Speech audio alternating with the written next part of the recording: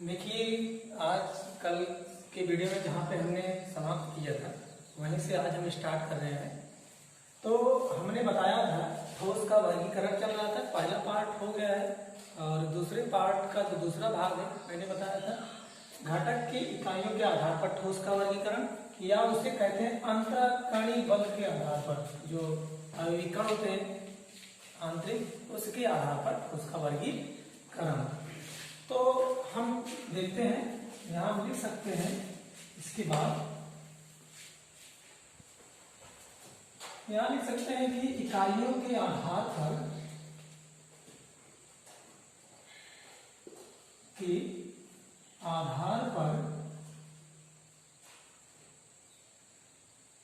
ठोस को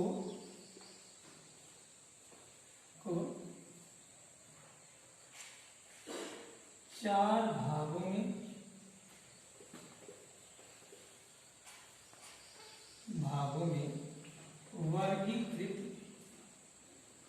वर्गीकरण है, चार भागों में वर्गीकरण किया गया है। तो नंबर एक मैंने बताया था, नंबर एक हो जाएगा हमारा आयनिक ठोस।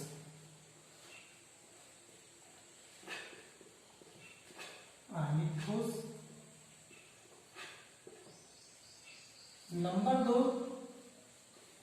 जो हो जाएगा नंबर दो हो जाएगा आणविक ठोस।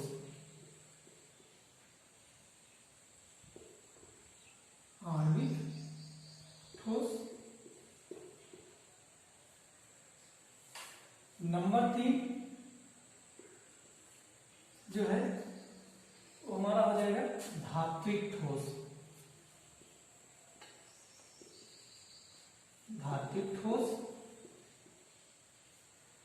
और नंबर चार हमारा हो जाएगा उपसहन संयोजक ठोस।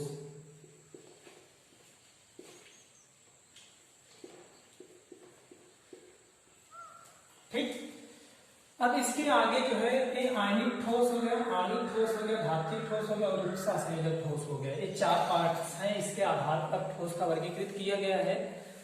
तो हम आयनिक ठोस के सबसे पहले जान लेते हैं कि एग्जाम्पल के आधार पे हम इसको अपना डिफाइन कर लेंगे, जिससे हमें आसान हो जाएगा समझने के लिए। तो जो आयनिक ठोस है उसके आधार पर जो है यहाँ पे इसका जो एग्जाम्पल हो जाएगा NaCl। और ये आणविक ठोस जो है इसको मैं थोड़ा सा छोड़ दे रहे हैं इसका एग्जाम्पल। और धात्विक ठोस का एग्जाम्पल जो हो जाएगा Fe हो जाएगा, कॉपर हो जाएगा, निकिल हो जाएगा। इस तरह से बहुत सारे एग्जाम्पल है जो धातु के बने होते हैं, सिर्फ धातु ही होते हैं, उसका ठोस हो जाएगा एग्जाम्पल। और नंबर तीन उपसहन संयोजक ठोस, जिसमें आ जाता है हमारा कौन सा आ जाएगा हीरा हो जाएगा, ग्रेफाइट हो जाएगा। ये किसमें आते हैं? ये उपसहन संयोजक ठोस। और आणविक ठोस जो होता है, इस आणविक ठोस को भी डिवाइड किया गया, पार्ट किया गया है इस ठोस को। तो सबसे पहले हम चलते हैं इसके आयनिक ठोस के बारे में। नंबर एक हमारा आयनिक ठोस, और जिनको लिखना है वो अपना लिख लेंगे, बाकी जो है यहां से हम आयनिक ठोस के बारे में सबसे पहले करते हैं। ठीक, तो आयनिक ठोस, तो ये जो आयनिक ठोस है, देखिए ये जो सोडियम क्लोराइड है, आप नमक जानते हैं, नमक देखिए आपको ठोस के रूप में मिलता है घरों पर। अब एक क्रिस्टलीय ठोस है, अभी आगे हम आपको दैशिकता, समदैशिकता और विषमदैशिकता पढ़ाएंगे तो उसमें बताएंगे किस तरह से होता है। तो जाहिर सी बात है, अगर ये आयनिक ठोस है तो आयनिक ठोस में जो है ये देखिए, ये जो बंधा हुआ है एक दूसरे से, सोडियम प्लस और क्लोरीन माइनस, ये आयनों के बीच में बंधे हुए हैं पहले। तो इसका मतलब हम लिख सकते हैं, और एक क्रिस्टलीय ठोस है तो यहां हम लिखेंगे वह क्रिस्टलीय ठोस, यहां लिख लेंगे हम वह क्रिस्टलीय ठोस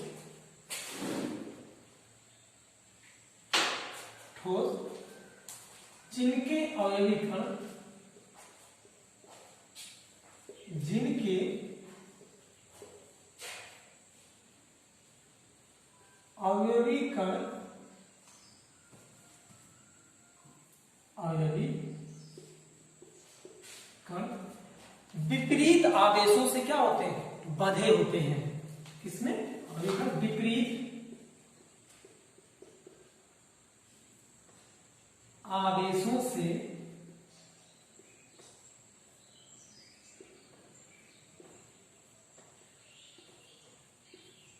बंधे होते हैं, तो उसे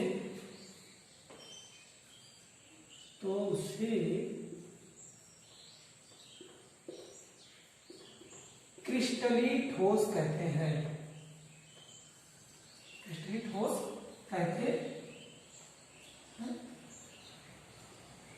ठीक है, एग्जाम्पल मान लीजिए, पेपर में पूछा भी जाता है कि पेपर में पूछा जाएगा कि आयनिक ठोस किसे कहते हैं, या इकाइयों के आधार पर आयनिक ठोस का वर्गीकरण कीजिए।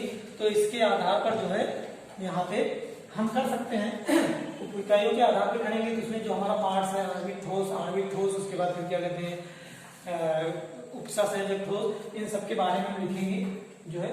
तो इसका मतलब वही क्रिस्टली ठोस जिनके अवयवी कण विपरीत आवेशों से बंधे होते हैं उसे क्रिस्टली ठोस कहते हैं। जैसे क्या हो जाएगा, सोडियम क्लोराइड, जिसको हम क्या कहते हैं, नमक कहते हैं।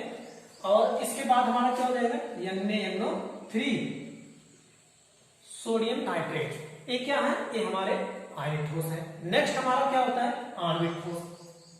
दूसरा नंबर में क्या कहा है, आणविक ठोस।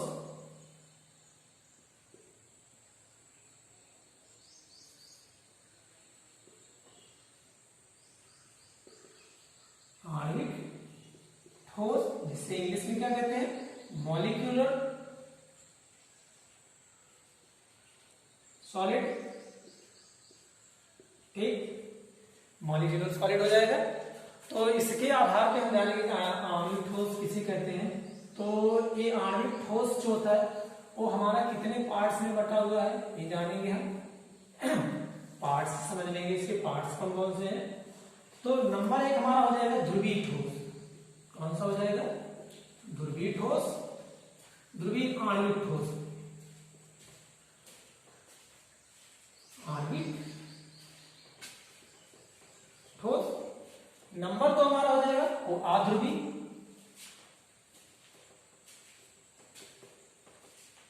अध्रुवीय आणविक ठोस।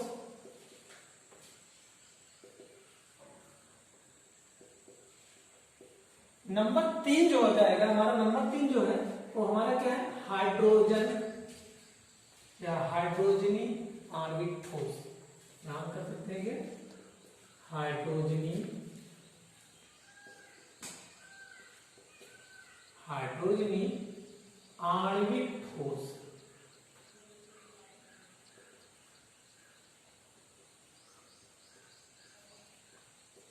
ठीक, ये हमारा हो गया, कितने पार्ट्स हो गए, 3 पार्ट्स। एक हो गया आणविक ठोस, ध्रुवीय आणविक ठोस।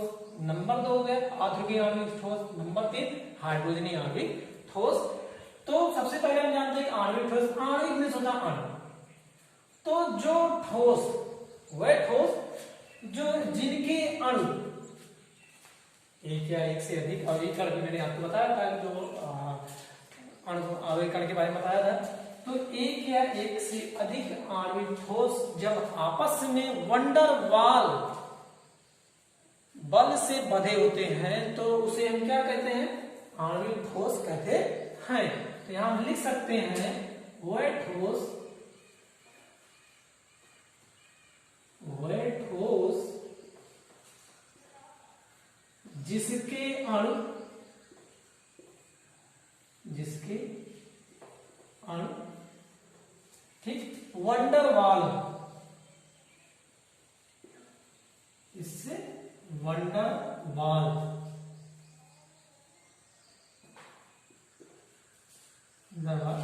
बल से, वंडरवाल आकर्षण बल लिख सकते हैं यहां पे, वंडरवाल आकर्षण बल से बंधे होते हैं,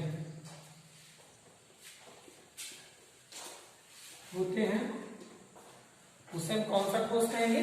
उसे हम कहेंगे आणविक ठोस।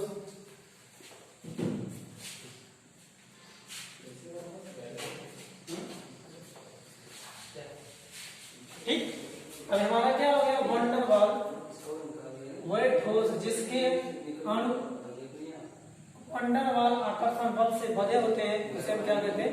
आणविक ठोस। आणविक ठोस कितने प्रकार के होते हैं? आणविक ठोस 3 प्रकार के होते हैं, आप देख सकते हैं। आणविक ठोस कितने प्रकार के होते हैं? 3 प्रकार के होते हैं।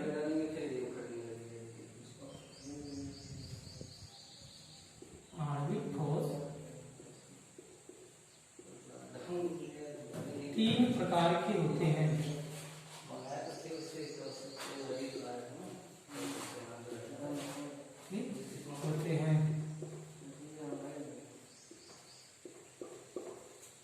ये हमारा हो गया।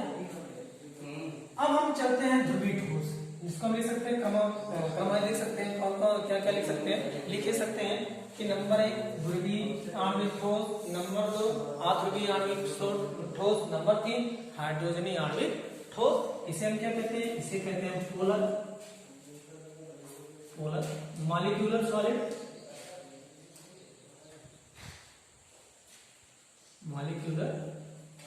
सॉलिड, और इसे कहते हैं नॉन पोलर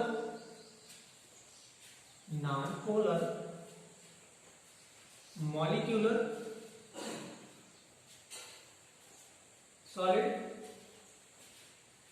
और इसे कहते हैं क्या? हाइड्रोजनीय मॉलिक्यूलर ठोस।